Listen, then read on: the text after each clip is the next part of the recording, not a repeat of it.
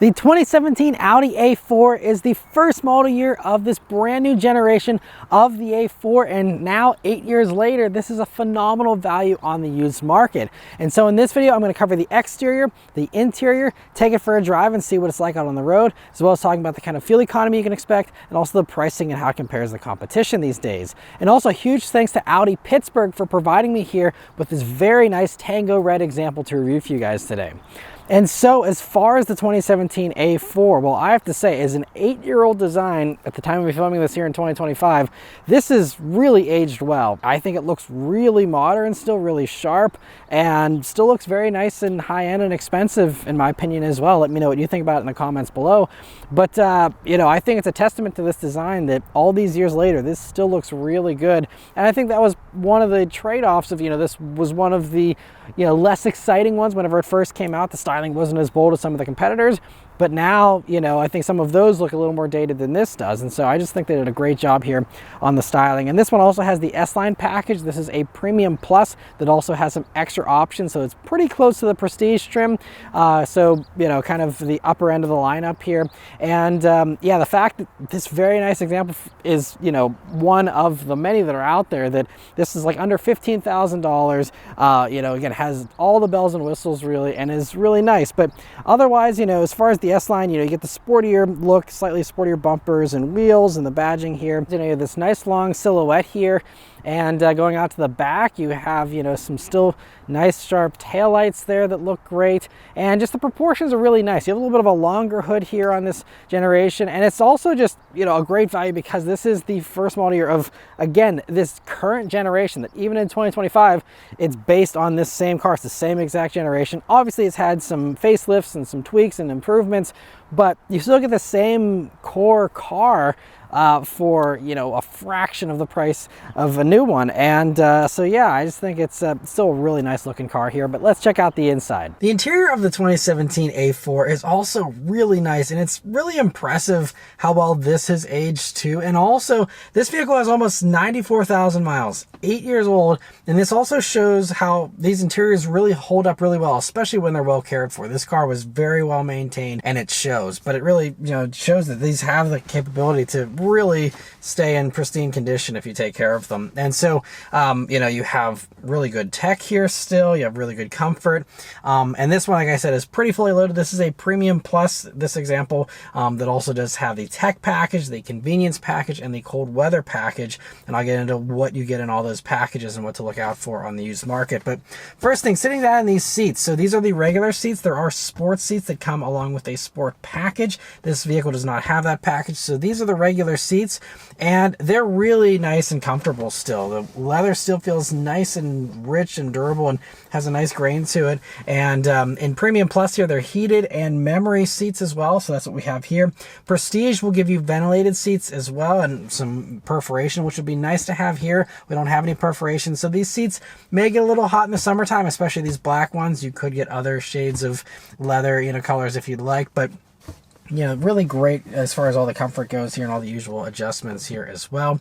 Moving on to the steering wheel, it's a really nice wheel. I love the design of this wheel, honestly. It just has a really great 9-3 grip, nice little 10-2 notches, some physical buttons here on it, but only a few. And I love that we even have like a button to turn off the navigation instructions if you don't want to hear that voice. You know, a lot of times you have to go through a screen. The fact that it's one button press right at your fingertips, I love that. It's also a heated wheel here. That's part of the cold weather package. I believe you also got that on just the Prestige, but here on Premium Plus, you had to add that package on to get that. I also love that we have the cruise controls on a separate stock. Audi's done that for a while, and I love that they continue to do that, so you don't have a zillion buttons on the steering wheel like many of the competitors, and that's great.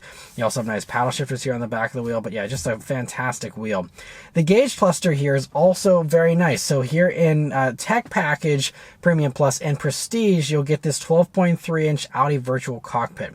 If you go for lower trims, you will still go down to analog gauges with a digital portion in the middle. And these gauges are really great. I mean, we're familiar with them from, again, the past basically decade of having them now. And it just still it holds up so well. It's another one of these things that still feels very modern, even in 2025. I love how you have like the map view. If you pay for Google data, you can actually have satellite view for those maps as well. But, you know, a little bit of customization to them, not a ton, but gives you all the basic info. But I just love the different views there, and really nice gauges. Also, if you go for the Prestige trim, you will get a head-up display. This one does not have that.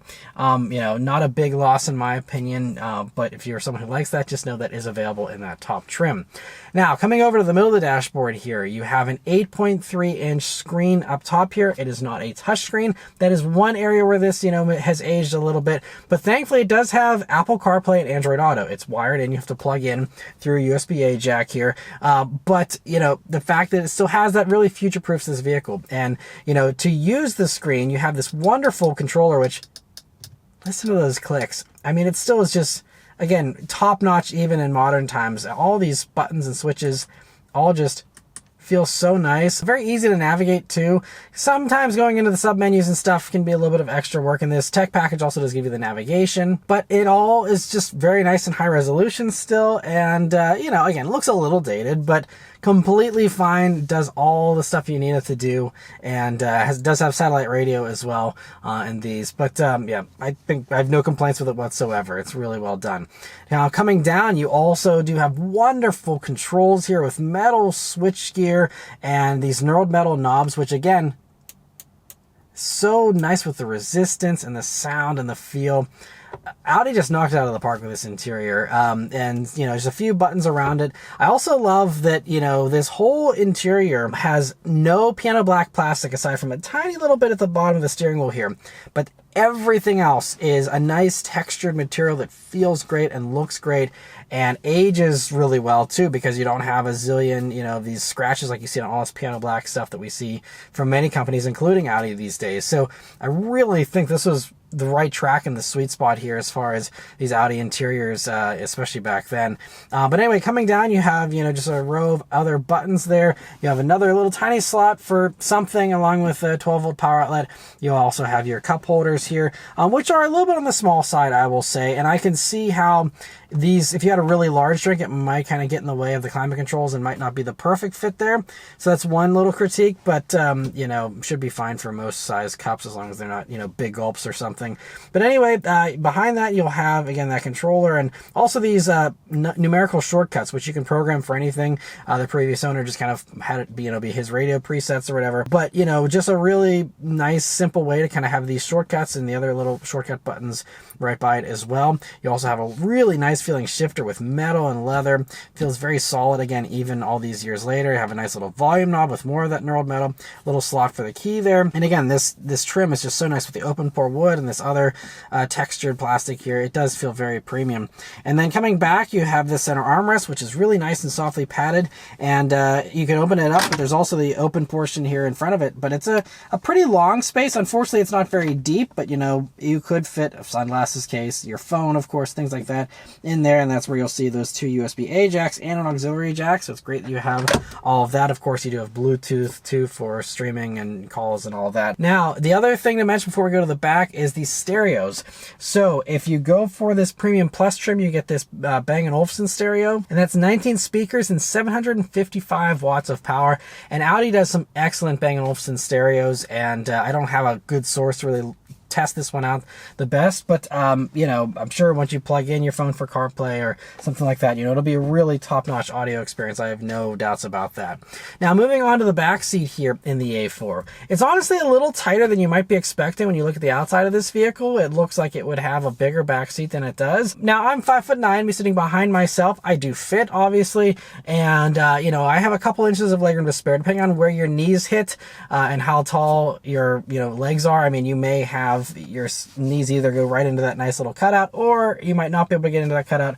Just depends there, but you know, should be a good amount of space for most size adults. Taller people, especially if you have taller drivers up front here, you know, might be a little bit of a tighter squeeze. You might want to go up to the A6 for that kind of a case, but you know, it should be fine for most. Headroom is pretty good too. When you look forward, you'll see they have their own air vents, and this one, again, having that cold weather package, I believe is how you're getting those heated rear seats, which is an extra cost option here on these. And you also have their own little climate control there too. There's also a full down center armrest with a nice little cubby in it, and also some cup holders there, and you also have pockets in the doors as well. And trunk space here in the A4 is really well done. It's a very nice long space. It's not the widest space. I think, you know, maybe the 3 Series might have a little bit of a wider space, but I mean, this is really top notch as far as how long it is. You also have a power outlet and little pockets there on the sides too. Now beneath the floor, you also do have a spare tire, which is great to see.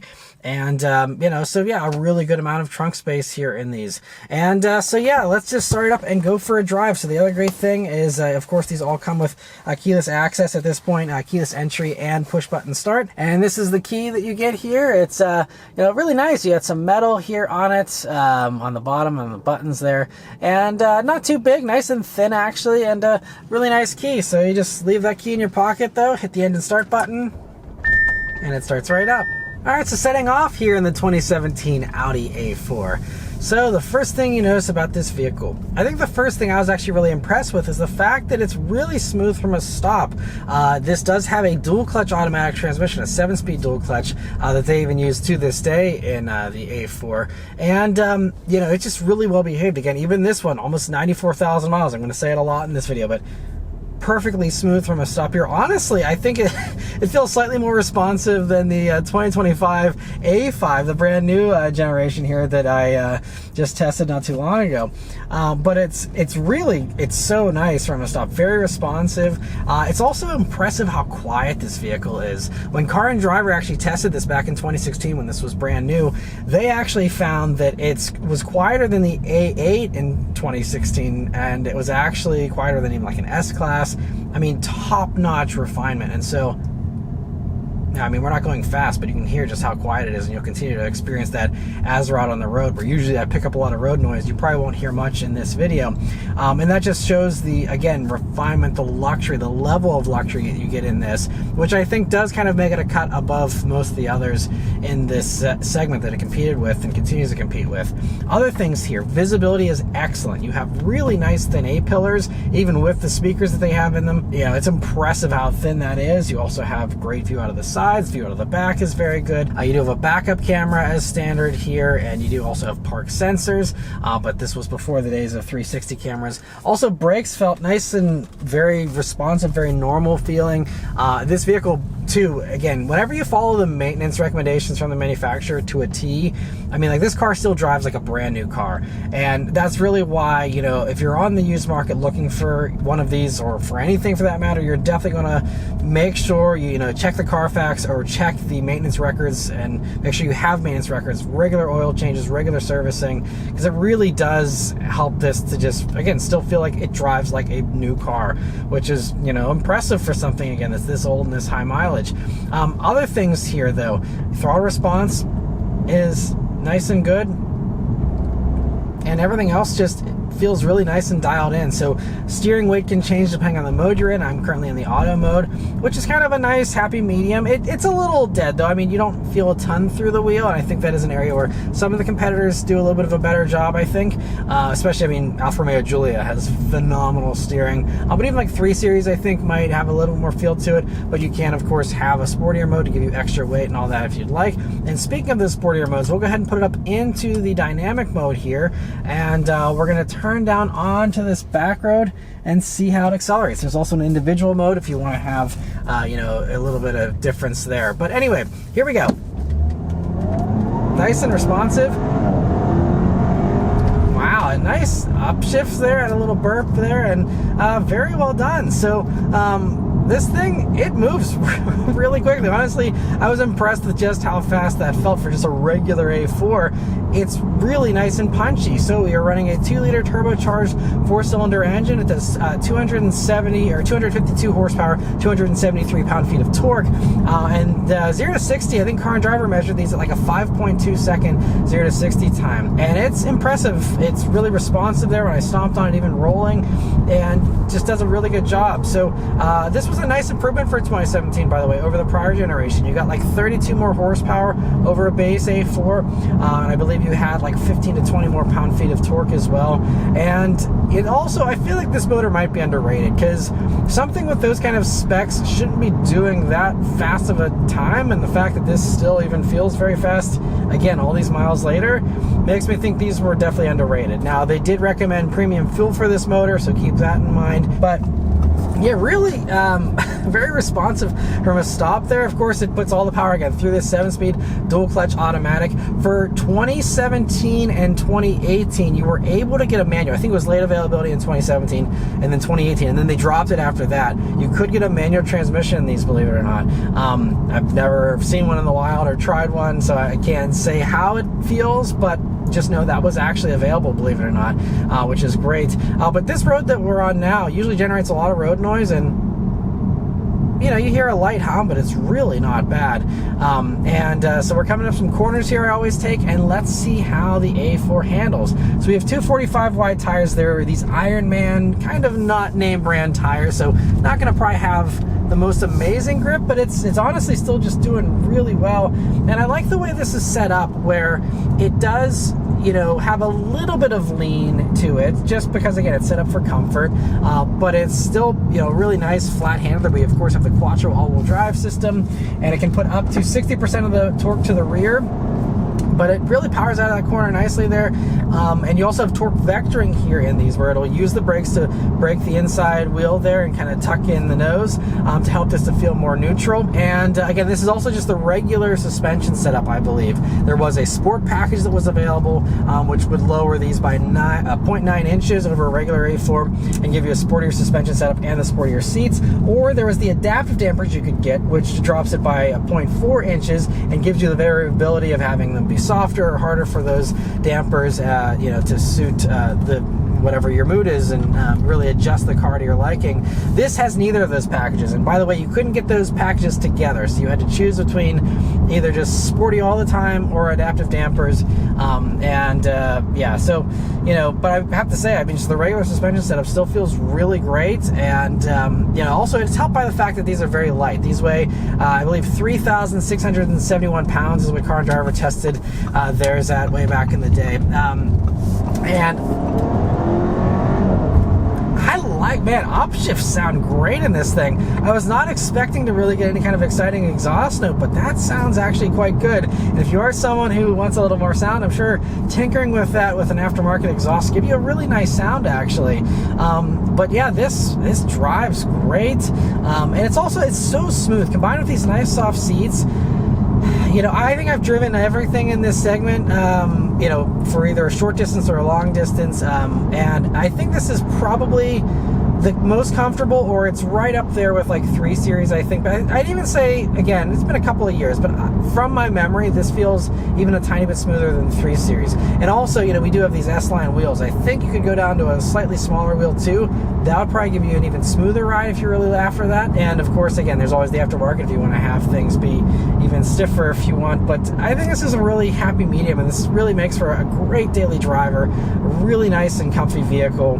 And yeah, I have no complaints with the handling, no complaints with the acceleration. It's just really nice all around. And now we're on the highway here in the A4, and it's really nice out here too. Just a great cruiser. Again, you hear a little bit more road noise there, but again, for this segment of vehicle, I'd say it's absolutely, you know, right up there as one of the best. And you know, we're also doing some slightly elevated speeds here, so even lower highway speeds might be able to get even better here. Now, as far as the safety technologies here you could get with these, back in 2017, again, it was a little bit more of an options heavy kind of thing. You know, you didn't have all the standard equipment like you get these days. So that means that this one, with, I think it's the convenience package that adds in blind spot monitoring. Blind spot monitoring and rear cross traffic alert were still options. This one has that option. Make sure you look for that. You'll get the little indicator there on the inside of the mirror housing whenever you have that there. But other things too, like this one does not have adaptive cruise control because that is part of the Prestige package. There might have been a way to option it on, but this one, again, seems like it's pretty much as close to a Prestige as you can get without being an actual Prestige. Doesn't have that. We just have regular cruise control here, but you know, you don't have any kind of lane centering, lane keep assist or anything like that here really in this. I think most people, again, are completely fine with not having that stuff here nagging at you and all that. But yeah, so I mean, otherwise, the other things to mention here really are the fuel economy and then the pricing and how it compares to the competition. So fuel economy here for the A4 in 2017 was 24 mpg in the city, 31 on the highway, and 27 combined. And so, my driving here, I've just been driving it here this morning. I'm currently averaging 25.3 with, that driving you just saw, as well as some highway driving to get to and from the filming location there. So, I mean, your mileage, of course, is going to vary. And again, it comes down to, again, the kind of gas you use. And, again, I don't know for these tires, if they're going to get you the best fuel economy.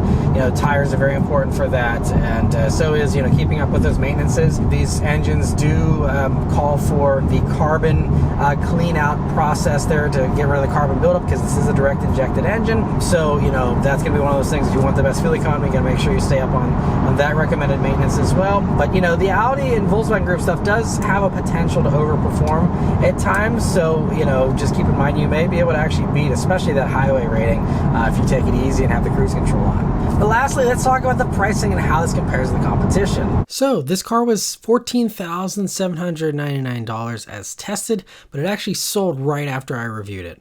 But there's lots of others listed around this price, and some even lower if you're okay with a lower trim with less equipment. And Audi Pittsburgh is getting in new inventory all the time as well, so definitely give them a call if you're looking for something like this in the greater Pittsburgh area. Their website's going to be linked in the description. Now, as far as how it compares to the competitors, the main competitor is the BMW 3 Series, which can be had for even slightly less for comparable mileage and age, but to get to the current generation, you'd have to get up to a 2020 model year, which puts you a few grand higher in price. They do have a slightly roomier back seat and slightly more dynamic handling, which is why they're so popular as a happy medium car that kind of fits a wide range of buyers. The Mercedes C-Class is the other main competitor, and those are a grand or two cheaper for a comparable one, but after my wife and I leased both a 2016 and a 2019 and spent 6 years with this generation of the C-Class, the ride isn't as smooth as the A4 and the tech wasn't as well done. They also had a few glitches during our ownership, and Mercedes has since moved on to a new generation, so it won't feel quite as modern as the A4 and the 3 Series will. It may be the best choice for some, but I'd personally recommend the Audi and the BMW over it. The underdogs are far more exciting though, with my favorite of the bunch being the Alfa Romeo Giulia. It's the best handling car in this segment hands down, and actually they're more reliable than their reputation suggests if you find a well-maintained one. The interior isn't as nice as the Audi, and neither is the tech, but if those things come secondary to the driving experience to you, the Alfa might be the better pick. The same applies to the Cadillac CTS that's also in the same price for a comparable one, and the Cadillac also gives you a roomier back seat, a touchscreen, and the fantastic Alfa chassis for dynamic handling. The Genesis G70 is a little more expensive since it started with the 2019 model year and is holding its value better actually, but if you're willing to spend $20,000 and live with a smaller backseat and trunk, you're rewarded with better handling.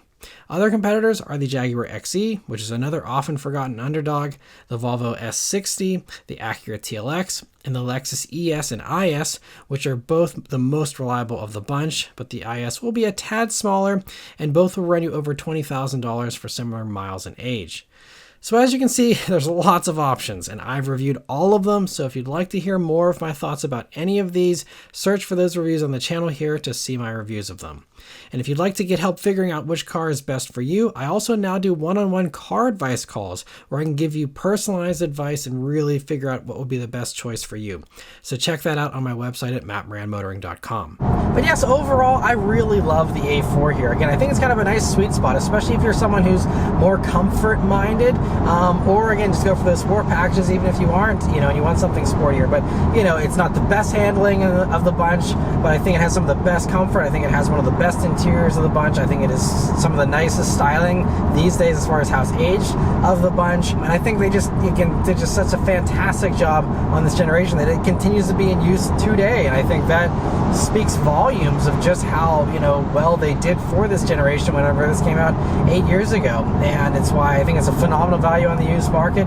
because you get, you know, the same basic car as a brand new 2025 A4 for, you know, like this one again, under $15,000. It's just really, you know, a lot of car for the money. And yeah, I really recommend them. You know, it's hard to say, you know, what will be the best for you. It really comes down to what your preferences, what your priorities are, what you value the most. But yeah, especially if you're more comfort minded and you're really focused on the interior, I think this could definitely be the best choice. So anyway, that's all of my thoughts here on the 2017 Audi A4. Let me know your thoughts on it in the comments below. Huge thanks to Audi of Pittsburgh for providing me here with this vehicle to review for you guys today. And yeah, be sure to leave a like and subscribe to keep these videos coming. Thank you so much for watching. I'll see you guys in the next one. Take care.